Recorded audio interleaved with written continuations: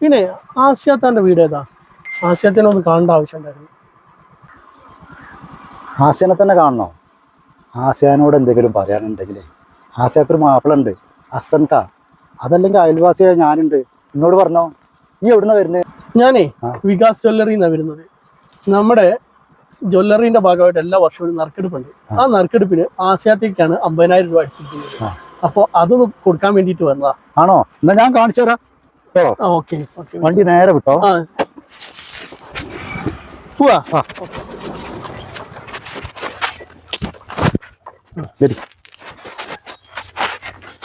ആസിയ, ആസിയ, ആസിയ, എന്താ അരിക്കുട്ടിക്ക? അനക്ക് കുറി അടിച്ച പൈസയിട്ടേ ഒരാള് വന്നിക്കണേ. ആ കേറിയിരിക്കി. കാക്ക വന്നിട്ട് കാക്കാന്റെ അടുത്ത് കൊടുത്തോളി. ആ വരുന്നതാണ് അസൻക. അയാള് പണിക്കൊന്നും പോയില്ല. പെണ്ണുങ്ങളെ ഭയങ്കര സംശയ. നമ്മളൊരു കാര്യം ചെയ്യ്, കുറി പൈസ എന്ന് പറയണ്ട, നമ്മള് സക്കാത്ത് കൊടുക്കാൻ വന്നാൽ മതി. എന്നിട്ട് കുറച്ച് കൊടുക്കാം, ബാക്കി നിങ്ങൾ ഇല്ല തന്നാൽ മതി. ഞാൻ നാളെ ആശയൊക്കെ കൊടുത്തോളാം. അല്ലെങ്കിൽ എന്താ അറിയോ, ചിലപ്പോൾ അയാൾ കൊടുക്കൂല. ഒരു ബൈക്ക്, 2 ചങ്ങായിമാരുണ്ടല്ലോ. പടച്ചോൻ, ആ പഹയൻ ആലിക്കുട്ടിയാണുള്ളത്. വേറൊരുത്തരുണ്ടല്ലോ. എന്താ പോലെ പുറപ്പാട്? എന്തിനാ പോലെ വന്നല്ലേ? അസ്സലാമു അലൈക്കും. വാലൈക്കും അസ്സലാം.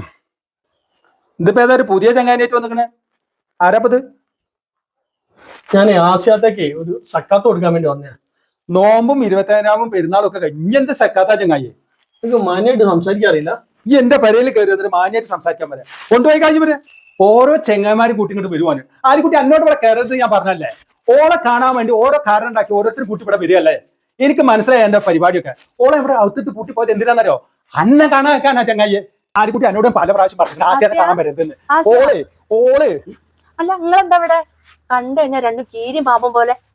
ആസിയാന്റെ കുറി പൈസ അല്ലേ, ആ ചങ്ങായിക്ക് ഞാൻ പേരെ കാണിച്ചു കൊടുക്കാൻ കൊണ്ടുവന്നത്. സുരോജ് കുറി പൈസയോ?